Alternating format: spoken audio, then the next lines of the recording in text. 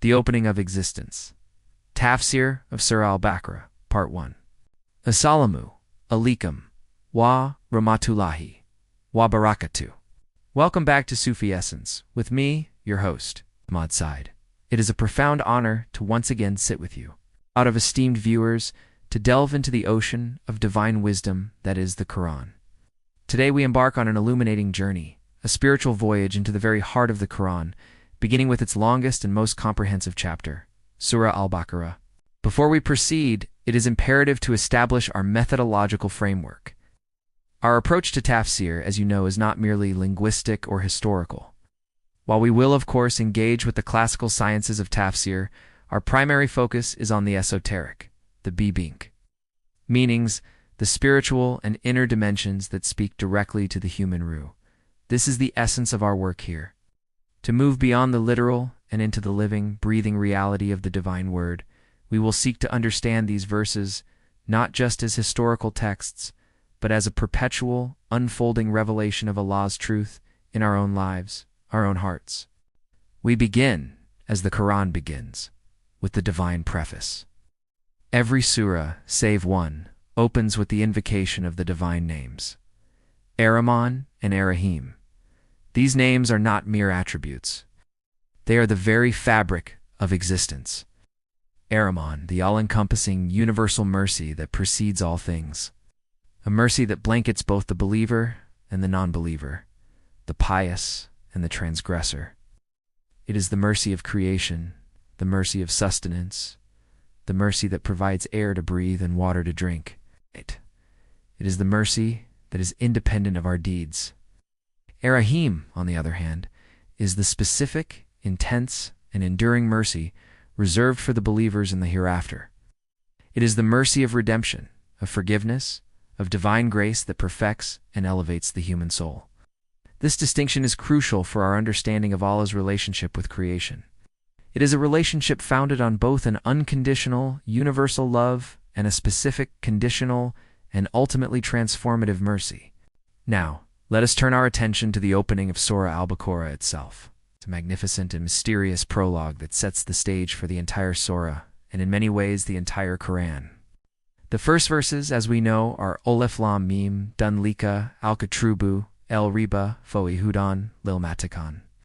Let's break this down, verse by verse, word by word, and letter by letter. The first three letters, Alif, Laam, Meem, are among what are known as the al-huruf, al-muqatta'ah, the disconnected or mysterious letters. There is no single, universally agreed-upon explanation for their meaning, and this is by divine design. Their very nature compels us to seek deeper layers of understanding. The great scholars of tafsir have offered a multitude of interpretations. Some suggest they are a challenge to the Arabs of the time, demonstrating that even with the very letters of their own language, they could not produce a text of such divine magnitude. Others believe they are an abbreviation, a form of divine shorthand, pointing to greater truths. For instance, some Sufi masters suggest that Alif represents Allah, the one and only, the ultimate reality. Laam represents the angel Gabriel, the divine intermediary, and Meem represents the Prophet Muhammad, peace be upon him, the recipient of the revelation. This interpretation paints a picture of the complete process of revelation, from the divine source, through the angelic conduit, to the human vessel. Another profound Sufi perspective views these letters as a form of divine secret, a code whose meaning is only fully revealed to those who are spiritually prepared. It is said that when the Prophet, peace be upon him, was asked about them, he would sometimes remain silent or say, Allah knows best. This silence is in itself a profound teaching. It teaches us that not all knowledge is meant to be grasped intellectually. Some knowledge is a matter of the heart, a matter of cash for unveiling. The sound of these letters, when recited with intention and presence, is said to resonate within the heart, opening a spiritual channel to the divine presence. Let us now move to the next part of the verse. Dunlika, Al-Kitrabu, El-Reva, Foi. This is the book in which there is no doubt. The use of Dunlika, that a demonstrative pronoun for something far away, is deeply significant. Why that and not this? The Qur'an is physically present before the reader, so why use a pronoun that denotes distance? This is a beautiful linguistic choice that points to a spiritual reality. It suggests that the Qur'an is not merely the physical book we hold in our hands. It is something far greater, something transcendent, something that exists on a plane of reality beyond our immediate grasp. The Qur'an is the eternal word of Allah, pre-existent and sublime. It is the archetype, the al-kip, the mother of all books, from which this physical manifestation is but a reflection. The phrase el-rabah, fowi, no doubt in it, is a powerful assertion of its divine origin and absolute truth. The word raib in Arabic connotes not just doubt, but a deep-seated unease, a psychological disturbance, and a nagging uncertainty. The Qur'an eliminates this profound spiritual sickness. It provides a certainty that cures the heart and mind, a certainty that is the very foundation of true faith. In a world full of intellectual and spiritual confusion, the Qur'an stands as an anchor of unwavering truth. This certainty is not blind faith. It is a certainty that is born from a rigorous engagement with its text and a sincere openness of the heart. The third part of this verse gives us the purpose of the Qur'an. Hudin lamatikin, guidance for the meticulously. The word hudin, guidance, is crucial. It is not just information. It is guidance, a roadmap for life. But this guidance is not for everyone. It is specifically for the muttaqīn. So, who are the muttaqīn? The word is derived from the root wak, which means to protect, to guard against. Therefore, a muttaq is one who protects themselves. But from what? They protect themselves from the displeasure of Allah, from spiritual harm, from the temptations of the ego nafs, and from the illusions of this temporal world dunya. The muttaq is not merely a pious person. They are a person of profound spiritual vigilance. They are always on guard, always aware of their spiritual state, always striving to remain on the straight path. This means that the Qur'an's guidance is not passively received. It requires a specific state of being, a state of spiritual readiness. You can hold the Qur'an, read it, and memorize it, but if you do not have the heart of a muttaq, its deeper meanings, its true guidance, will remain inaccessible. The Qur'an is like a spiritual GPS. It can only guide you if you are willing to follow its directions. The next verses, from 2 to 3 to 2 to 5, provide a beautiful and concise description of the muttaqīn. It's giving us a clear blueprint for this state of spiritual vigilance. Aladna yuminya bilgabe, wa yukimna, asalata, wa mim brazaknam, yunfikun. The ones who believe in the unseen, establish the prayer, and spend out of what we have provided for them. Let's unpack these three pillars of the muttaq. First, yuminya bilgabi. They believe in the unseen. This is the cornerstone of all faith. The unseen al-ghayb is everything that is beyond our five senses.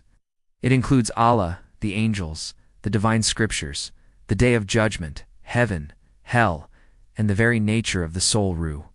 Belief in al-ghayb is what separates a true believer from a materialist. It is a belief that there is more to reality than what can be measured, weighed, or scientifically proven.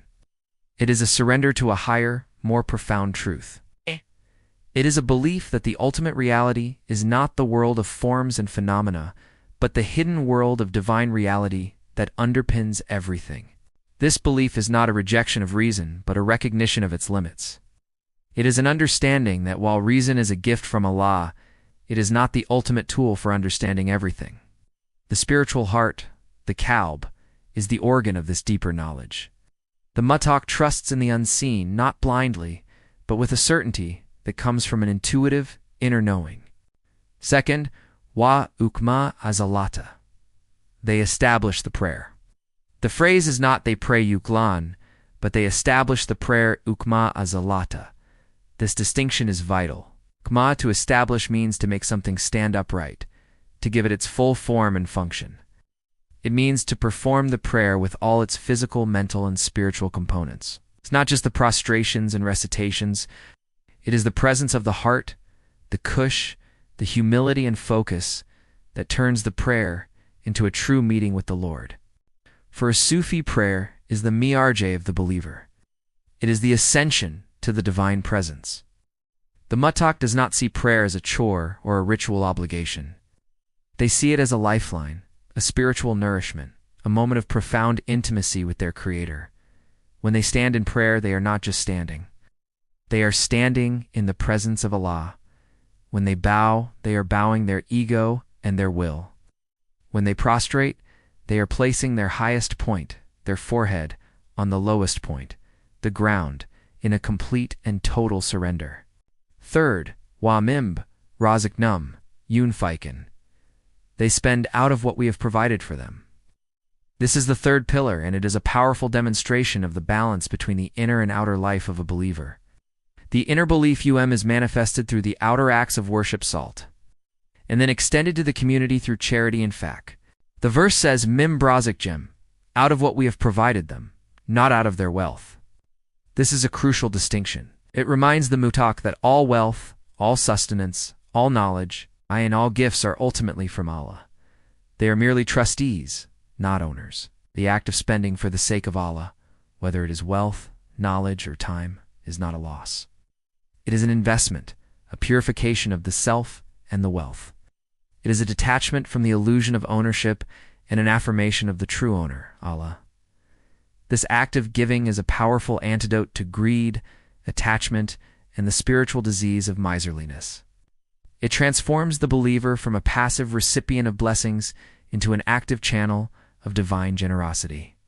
So the first three pillars of the muttaq are belief in the unseen, establishing the prayer, spending for the sake of Allah. But the description continues in the next verse.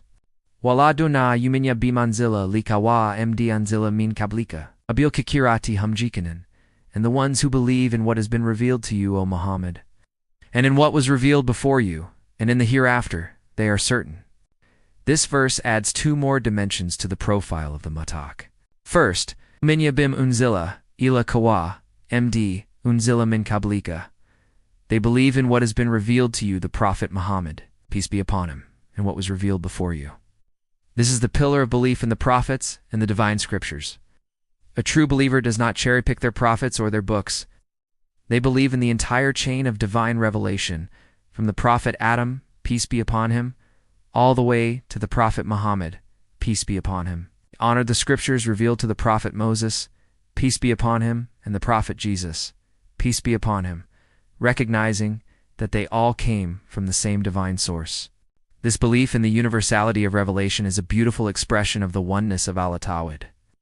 It means that truth is one, and it has been delivered to humanity in different forms and through different messengers to suit the needs of their time. The Qur'an is the final and perfect culmination of this long history of divine guidance. The muttaq sees the entire spiritual history of humanity as one continuous thread woven by the hand of Allah.